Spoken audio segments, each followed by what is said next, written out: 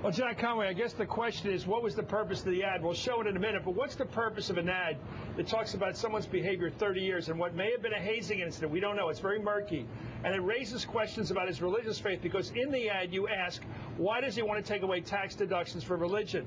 Is he, in fact, mocking Christianity in that organization he joined 30 years ago? Is he saying the Bible's a hoax? Do you believe he's a man of faith, your opponent? I'm not questioning his faith. You believe he's a man of faith? I'm not questioning his faith. No, but you believe he's a man of faith. I'm not questioning his faith. I'm not questioning. I'm questioning his actions. Okay. I'm questioning his actions. Okay, let's let everybody watch the ad and see what they think. Here's the ad you approved. It's running against Rand Paul.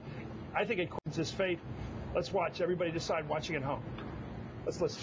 Why was Rand Paul a member of a secret society that called the Holy Bible a hoax that was banned for mocking Christianity and Christ? Why did Rand Paul once tie a woman up, tell her to bow down before a false idol, and say his god was Aqua Buddha? Why does Rand Paul now want to end all federal faith-based initiatives and even end the deduction for religious charities? Why are there so many questions about Rand Paul?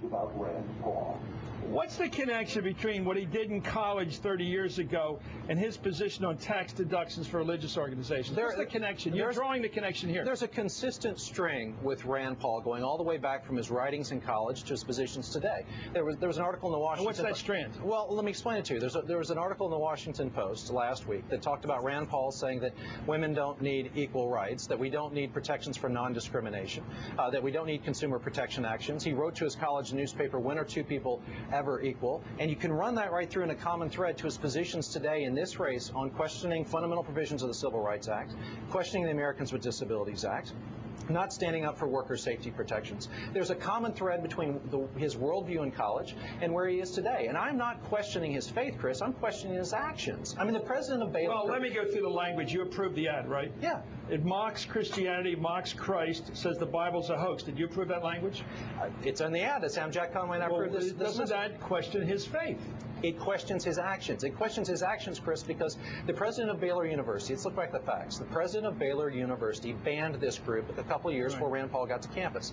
He banned them because they were, quote unquote, making fun of Christianity and Christ. Do you think that's wrong? Yes, I think that's wrong. Is it wrong for a candidate not to believe in Christianity? That's not wrong. But to mock people of faith, that's wrong. And he voluntarily joined a group that was as a college student to be skeptical about religion?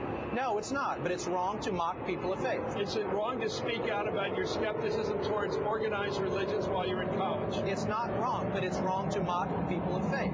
And when is it ever right, Chris? When is it ever right to tie up a woman and ask her to kneel before a false idol that you call... What do you make of her statement more recently where she says the whole thing was blown out of proportion? They didn't force me. They didn't make me.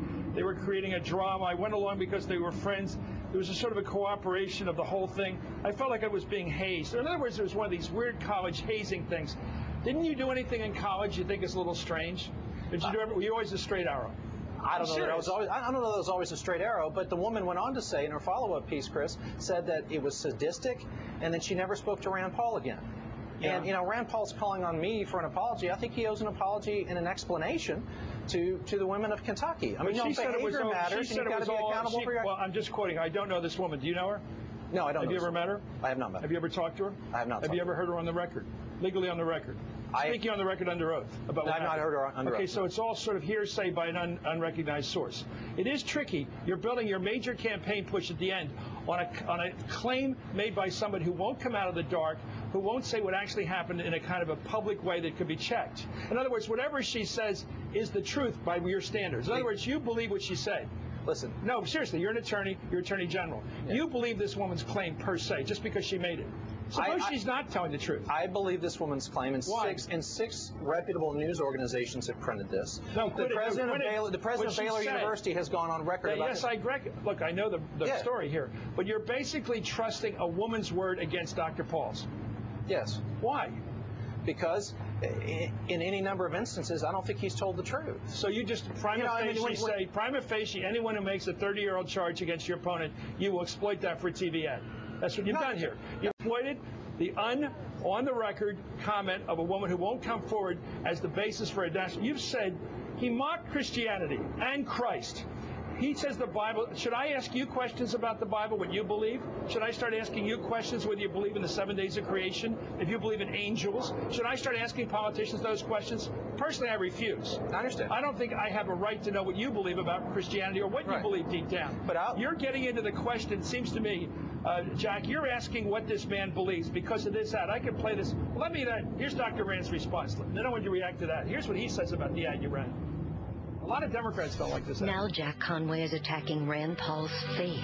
Rand Paul keeps Christ in his heart and in the life he shares with his wife and 3 boys. Don't be fooled by Conway's desperate attack. It's shameless, disgraceful, gutter politics at its worst. What kind of shameful politician would sink this low to bear false witness against another man just to win an election? This one would. Jack Conway. Well, this is my last question. What do you think of that? I think that anyone who would criticize us coming forward and questioning Dr. Paul on this, they haven't looked at the facts. And these are facts. You want more facts to come out. You'd like this woman to come forward, wouldn't you?